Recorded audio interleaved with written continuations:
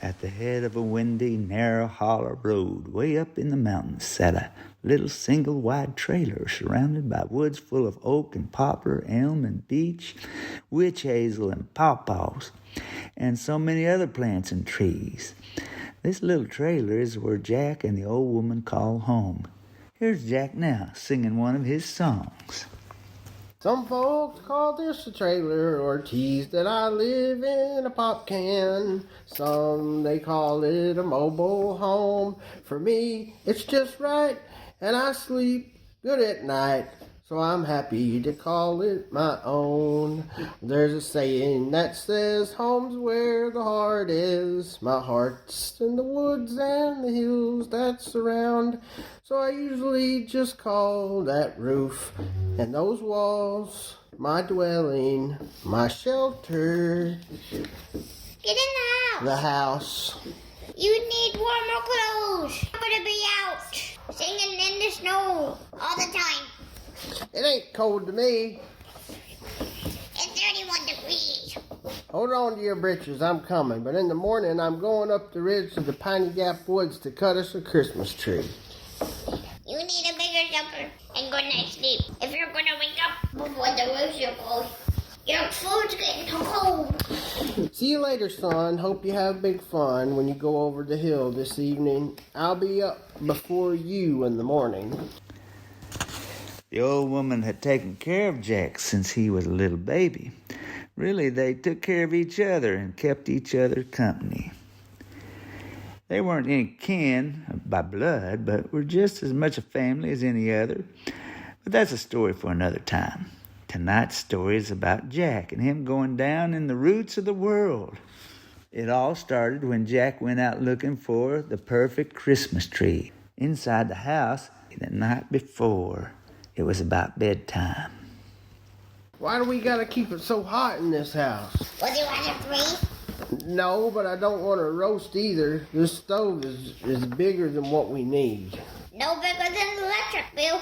We'll get without it, honey. To the power company. Till then, wouldn't go.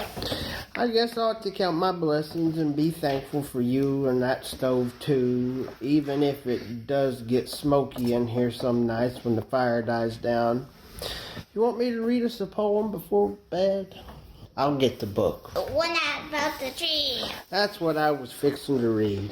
Little silent Christmas tree, you are so little, you are more like a flower.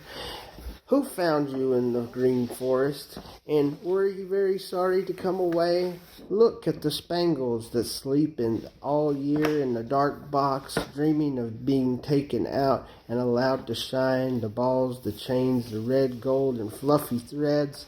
Put up your little arms, and I'll give them all to you to hold. Every finger shall have its ring, and there won't be a single place dark or unhappy. Works every time. Puts her to sleep like a little baby. Time for me to hit the hay too.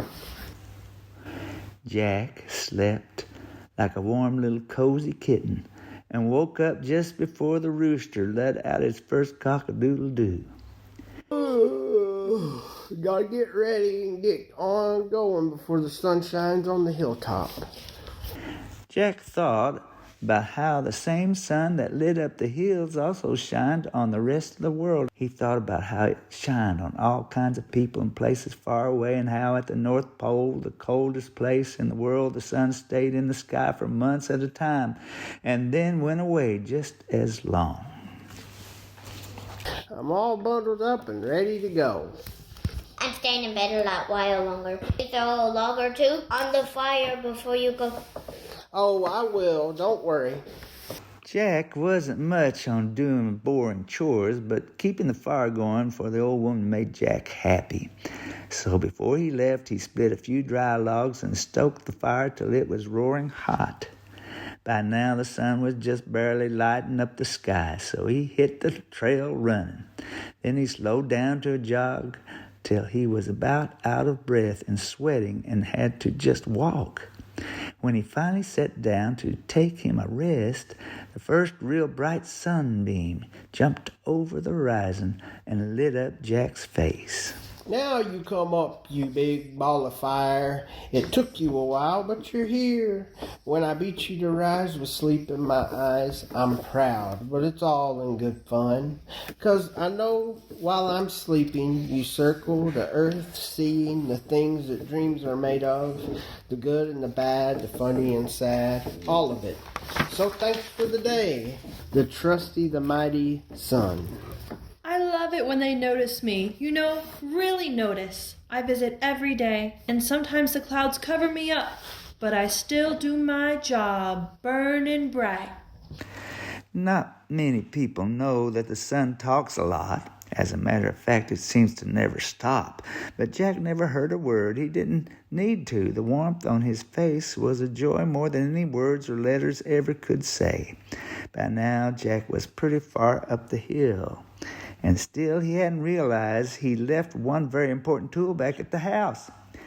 Can anyone guess what it is he's missing and needs? The answer was clear to the trees, who talked amongst themselves as Jack marched higher and higher, completely unaware he'd forgotten the tool he needed for Christmas tree chopping. How many of those trees is the child gonna pass till he runs out of songs? And remembered he's ventured to chop down a tree with no kind of hatchet or axe. I guess perhaps piney gap trunks can relax with no heavy sharp edge at the end of the handle. No pine tree can fall, no needle will tremble. No Christmas tree leaving Piney Gap Grove this evening. No seal biting into their sap. What the trees noticed about Jack was nothing new. Jack was forgetful. And many good folks in the town and the hollers around said Jack was lazy, and Jack never denied it, proudly claiming that he was against working too hard. And all the time he would say, I'd rather count on luck and smarts than work too hard and break my back. Jack moved along up the mountain, carefree, and started singing a little song that was soon to be cut short by something magic. Bundled up and singing bright, leave out early, come home before night. There's snow on the banks of the mountain springs, so when I get a thirst, there's a nice cold drink for me. On the way to the piney gap where the shade is damp and the twigs go snap, there's where I swing on the perfect tree, and the pine slap flows when I swing my axe. Whoosh and crack, thud and heave, swing and crack, let the axe do the work. Save my back, save my back, save my back, save my Save back. your back. Who said that? Hey there, Jack. Where you at? Look over here. You'll see where I'm stuck. Oh, wait, you're not my axe. Haha. Well, if you pull me from the stump, I can be. Is that axe really talking to me? Yep. And now you're halfway to Pine Gap. Might as well help each other instead of you going all the way back. I might be a fool talking to a tool, but you've got a deal. Nice to meet you, Jack. My name's Yakety, and I once belonged to your own grandpap, and I can cut through any tree, even cut through the dark. He left me here a long while back. I guess some folks get forgetful when they're young or getting old. So Jack wrestled the axe out of the stump. Jack went on a walking with Yakety, and that axe told so many stories about adventures with Jack's papa up until they had made it to the top to Piney Gap where everything was green, and Jack set eyes on the most beautiful tree. It sparkled and shined like nothing he'd ever seen. Goodness, what a tree. It's been ages since I've swung. Let's cut this tree down. I bet we'll take it down in just one good swing. And like a hot knife through butter, swoop, the tree fell down. When Jack went to pick it up, it was light as a feather. Amazing. Jack slung that glittery tree over his shoulder and made his way down the mountain for home. It was already dark when they got back. because they had to stop here and there when Yakety told stories about places they passed. The moon was high over the mountains as they came through the yard, and as always, the old woman had left the porch light on. Many a night that boy's out late, sometimes sees me like a fingernail, sometimes full as a plate. But tonight as I shine, I see him packing a pine that has no business being inside. I've twinkled on her needles on the dark of the ridge, that beauty of beauties won't put up with being hid. It won't be long now till Jack finds the trouble he's in. Inside the house, Jack and the old woman marveled at the tree as it stood upright and bright without even needing a stand. I don't even think we need those streamlights or gardens. You can't put anything on top. I agree, and to add to it all, I found this axe named Yakety, and it talks. Told me it used to be my grandpap's, and there's just about nothing it can't chop. That's some story. This time I ain't telling a make-believe story. The axe really talks. Watch this. Speak up, Yakety. Go on, say something. Tell us a story about the bear. Come on. Hello, Yakety. Are you asleep? Wake up. While Jack tried to get that axe to talk, the tree started shaking. Then it started swaying back and forth, until finally Jack and the old woman turned around and saw. Jack, I think there's something the matter with the tree you got. It seems nervous or something. Trees don't get nervous. Axes don't talk. They might be falling over. Because we didn't put anything under it to put it up. Shoot! It sneezed. Why is it so hot? Jack, what kind of prank are you pulling on me? This ain't no prank. That tree has a voice. Get me out of this smoky old box. It's wintertime. It ain't supposed to be this hot. See, I told you we keep this house too hot. It became clear to Jack and the old woman that this tree was one of a very rare kind. And after a long and strange conversation, the old woman asked, Well, how are we supposed to put you back? I'll let out some roots, and the boy will have to go back to my stump, dive in, and make sure they all get reattached. Happy to help you, but I've never done anything like that. It's not all that hard. I'll explain it on the way. Can we get going? Jack's gonna help you, but first he needs to eat, and after that he's gonna have to get some sleep. If that's the case, can you put out that fire, open a window, and for goodness sakes, can I please have some water? And though it was cold, they did all the tree asked them to do. Had a quick meal and got into bed with extra covers, 3 pairs of socks, and wearing their winter hats. And at the first sign of light, Jack got dressed, grabbed Yakety the axe, hugged the old woman goodbye, and walked quick up the ridge until he was back in the thick of the green woods of Piney Gap. Now, with all I've told you on the way up here, are you ready to get my roots back where they go? Ready as I can be, I guess. A little nervous, maybe, but I'm the one who got us into this mess. Into the unknown we go. It's about time you made a peep, Yakety. You made a fool out of me last night at the house. You're the only one I can talk to. We have to listen to the rules. Don't worry, Jack. It's just these 3 roots. Some friends of mine will help you on your way down below. You'll meet 3 of the underground spiders: spider, bat, and mole. Then the tree let out 3 roots from where it had been cut as Jack tried to think of an easy way out of this. Then the stump of the tree grew wider and wider till it was big enough for Jack to hop down inside it. This is gonna be fun. Here goes nothing. 3, 2, 1. And with a thump and a rattling of rocks and dirt, Jack had arrived in the roots of the earth. I can't see a thing. Remember what I told you. Just give me a swing. Jack slashed through the damp and musty air. The axe cut right through the darkness. Light went everywhere. The first thing Jack noticed was a furry little face. Mole, is that you? Your friend the magic pine tree said that you could help me That's find right, my way. it's me. I'm Mo. I smelled you coming down. I also smell you have those roses come back to place. I'll show you where the first one is. Just follow me with whatever's in you is.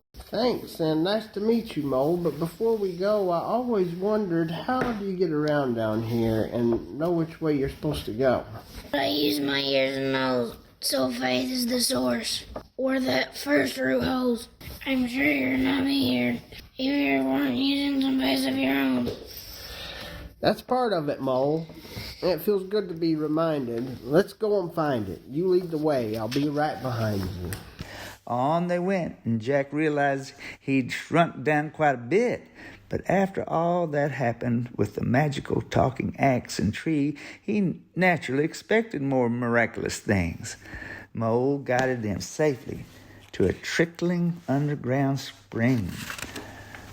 The water was so clear and its flowing was all you could hear till the roots jumped out of Jack's hand and into the whispering little stream.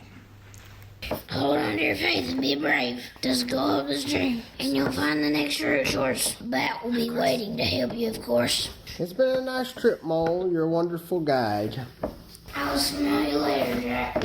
And I'll tell other moles to keep out of your tater patch worms. They're so yummy to eat. That'd be great, but a mole's gotta eat too. Take care, old buddy. I better get on. The space opened up as Jack walked up the muddy path, while he heard echoes of bats squeaking and fluttering their wings. From all the ruckus, Jack could tell that bat didn't live here alone. Jack called out aloud with an echo. Hello, hello, hello. Welcome to my family cave. I heard you downstream with my keen sense of hearing, and know you have 2 more roots that need to be put back. One of them goes here in the ceiling. That's the plan. You heard it well. 2 more roots, and it seems like this one might require your wings to reach up and tie it. It would be my pleasure to help with that, and I'm proud to have a home in the place this root has its hold. Mole said the first root holds faith. So what is it here that this second root craves? Camaraderie, unity, togetherness. The source found here is community. Being a bat means being part of a community. In the winter, we hang close to each other for warmth, and if any bat gets sick or hurt, we bring them food until they heal. We are all of equal worth. So you always get along? We argue, and from time to time we fight for a warmer spot, attention from a friend, or sometimes just for fun. But none of that stops us from working all as one. That's the same as people do. Maybe not as well as all of you. Are we gonna get this root? Put up our stairroom, Jack. I understand. You're on a quest. I'll get a group together and finish up this task. A few bats flew down and raised the root up high, and when they came to the top of the cave, the root snapped up into a crack in the rock like it had a mind of its own. That's that. Just 1 more left. Out of the cave to the web of the spider. She's the weaver and closest to the sun's light. We'll be on the way then, remembering the bats, and I'll do my best to keep my community, even when we fight and argue about little thises and that's. We're making good time. You're a true adventurer, just like your old grandpa. I hope we're home soon, but Yakety, I gotta admit, moles and bats never bothered me, but spiders, they're scary. Oh, quit. Spiders are cool. They're artists. They're weavers. They wait for their prey in a web. They don't make it a point to find something to bite, especially not something as big as you. The mouth of the cave was a long walk away, and Yakety told some good spider stories all the way. Jack got less nervous, and before he knew it, they were out in the light of day. We made it, Jack. There's our web. The dewdrops, all on it filled with light. It reminds me of a Christmas tree. It is something to see. We should be careful not to wreck the web. She must have worked so hard to make it. Spider was resting at the center of her web, waiting for some little fly or bug to cross the path where she had made that web. Jack approached with great respect and an ounce of fear, and in a gentle voice he politely spoke. Miss Spider, the home you've made here is amazing. Thank you, dear. I've built many homes this year. I'm surprised how long this one has made it. I'm sorry if I've ran into one and caused you to rebuild. Broken webs are just a part of living the life of a spider. We rebuild our home, then rest, and wait till meals arrive. The web breaks again. It's just a natural cycle. See, Jack, spiders are chill. I see you've come with a single root. I guess you've met Mole and visited the bat roost. I guess you've come to me to finish the job. So go right ahead, touch the root to my web, and I'll make sure it goes where it needs. Jack slowly raised the final root to the silk of the web. Spider moved quick, and she wrapped up the root as Jack ducked under her web and out of the cave and into the day. When this web is broken and I find a spot to rebuild, this root will follow and a tree will be healed. Spider, what's the source that this root is supposed to find? Bat gave community, Mole showed us faith, but for this last root, why does it have to wait? What's the source going to be? Home, and the many places it is found. Just like roots reach for water or come up above ground, home isn't always just in one spot. And this last root shows us that even if a home is lost and we have to wait, new homes can be built, made, where there's a loving community as long as we have faith. I've learned a lot along the way, and my heart feels full and new. I'm going to my home now, Spider, and best of luck to you. Tomorrow we're splitting wood. I think tomorrow I could use a rest, Yakety, but the day after that, that's what we'll do. From the mouth of the cave, Jack made it home before the sun went down. It was as if time had stood still while he wandered through the roots of the world. He was greeted by the old woman and a home-cooked meal. The old woman had decorated an old coat rack with ornaments and lights since they didn't have a tree anymore. He told her all about his journey through the roots of the world, and the old woman wondered what adventures the future would hold for Jack. There was going to be a lot more things to happen, more fantastic than the last. And as Jack grew older, it became more and more clear how much certain simple things mattered. And often he would repeat these words to friends and strangers alike. Keep faith alive, make community grow and thrive, and when you feel you have no home, you can come to me. Don't wait it out alone. And for all the Christmases that passed, Jack never worried about finding a tree again. And he was always happy just to see garlands, ornaments, and the strings of light decorating on the old coat rack. Oh, yeah!